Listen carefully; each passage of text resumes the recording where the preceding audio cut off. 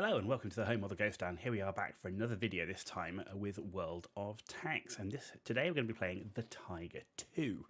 And you can see there it's in its nice 3D style. Now, this is a replay and it's of me getting an ace tanker.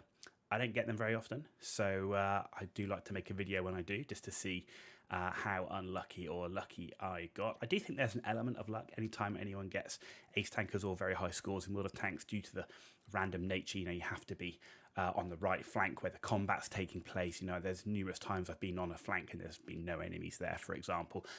But there's also that element of skill where those higher skilled players do get ace tankers on a regular basis because they're able to maximize every advantage when the enemy makes a mistake or when they're in the right position and so on. So certainly me as a below average player, at least, you know, we get to see these ace tankers occasionally, and that's why we're making a video of it today. So what are we looking at?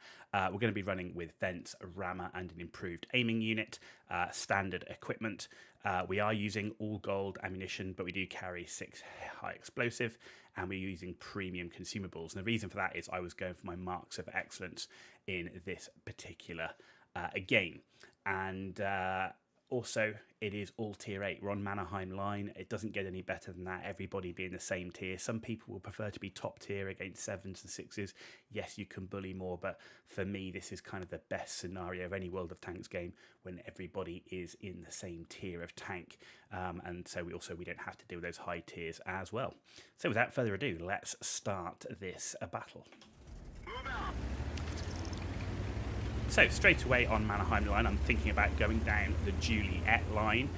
It is typically where heavy tanks go, and straight away I'm thinking about my left-hand flank. We know that there are potentially scouts that will come down through that open area in the 7-8 line, and tank destroyers which will be located in Charlie 8 there, that if we're spotted they will be able to get shots into the side of our tanks. And you can already see there's a Ferdinand and Charioteer located in that position. So we're trying to do our best to stay away from those. We are now spotted by an E75 TS. It's a trap! But we managed to make it down quite quickly into an area where we are safe from that tank destroyer flanking threat. Now 53 TP being quite aggressive there, having pushed straight over, and I'm not in this case. I kind of learnt my lesson a little bit on this one, is that we've got a Skoda T56, we go straight for his cupola, and we do get the cupola shot, and we move back knowing that Alpine Tiger playing the corner. But I've often pushed straight over right at the beginning, and I end up getting swarmed and swamped by enemy heavy tanks with nothing you can do. Alpine Tiger there, he comes, pokes around the corner, we're able to block his shot and make ours count. So far, a good start. E75 TS, he looks like he's coming over, and yes, we get a shot into him. And you can see here that 53 TP. Despite any support we could give him, he is completely overwhelmed by 3 enemy heavy tanks with very little we can do. And there you go, you can see there's that E75 TS. Exposing himself, he is the most hurt right now. So he's looking to push our position. I'm trying to use as much hull down as possible. Tiger 2 turret is not bad when you've got the upgraded turret. It does have that flat front, and it does have a fairly weak cupola.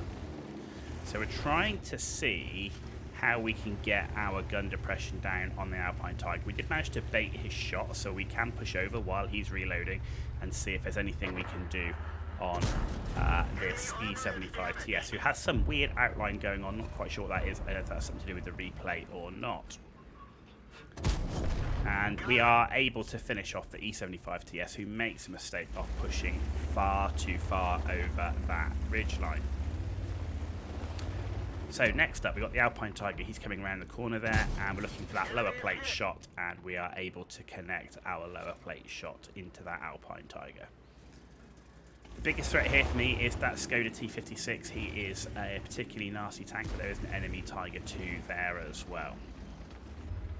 what I need to do is kind of a bit of attrition here. I need to wear them down enough until I get to a point where we can actually push over and onto them. I'm trying to find the best way of getting there, but acutely aware is if you push too far over this rock face, I will slide down into the water, and I cannot solo a T-56 and a Tiger II. Particularly given I don't think I'm going to have much support for my T-34. He's got himself quite exposed there. He's at risk from that charioteer, and there he goes. He is destroyed by the charioteer, unfortunately. So, Tiger II makes a mistake, exposes his side as he's trying to side scrape over angles, and we're able to put a shot into his flank, and now we're looking for his cupola. Unfortunately, he does go behind that E75TS, who, while we're able to kill him, did die in an unfortunate place. And we do manage to hit, though, that Tiger II's cupola, and with a fairly nice amount of damage for 397. So 2 good shots there on the Tiger II. Alpine Tiger now, he's pushed out round that corner. Are we able to get a shot onto him? No, we're not. As we push just far enough to shoot him, we actually get lifted up and we can't get the gun depression down onto him. He's just far enough around the corner, so we're doing everything we can to try and find that shot. Tiger II also currently covered by the 75TS, who's in a really awkward place.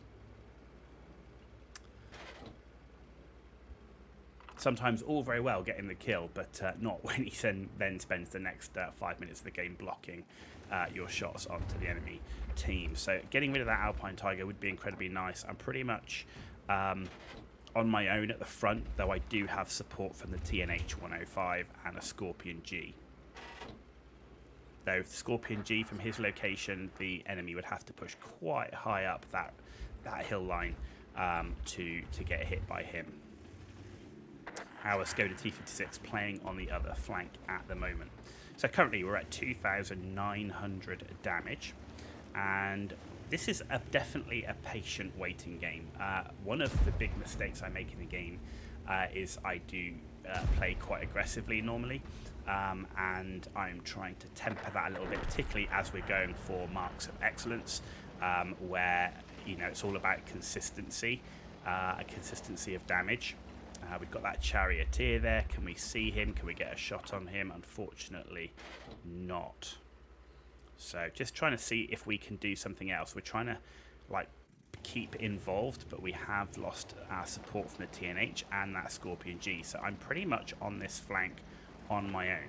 So what's in my mind is I have to survive this flank out. But now we're getting support. Scorpion G, saw the T-56 who came over the top. We get the spotting assistance damage there, and that is definitely helping us hold back this flank, because if we can hold this flank, me and with a bit of support from that Scorpion G, that allows the rest of our team to defeat the enemy on the other one. So right now we're holding back 3 heavy tanks.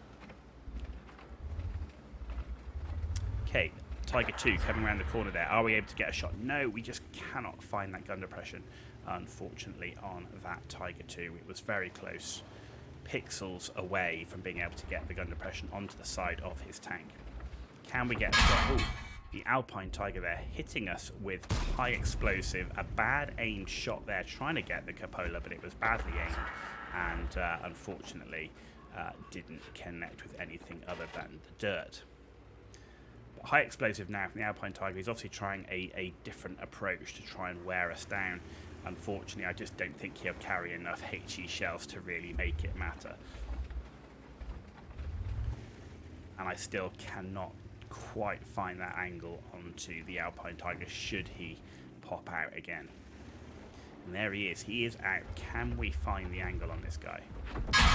And he puts another high explosive round, and he is hitting us for 150 or so per shot. So, he is doing a bit of damage, and that will wear us down, and that could be critical in the fight to come. But it does look like our team have managed to win the other flank due to their numbers and the fact that we are holding this flank back. And so that's where sometimes the patience really does come in terms of just holding a flank back, even if you're on your own or with 1 or 2 others. because it allows your other flank to overwhelm the enemy. So we are outnumbered but holding them back. Again, trying to find a way of becoming involved and putting some pressure on, though the game is still close enough that I don't want to take any major risks.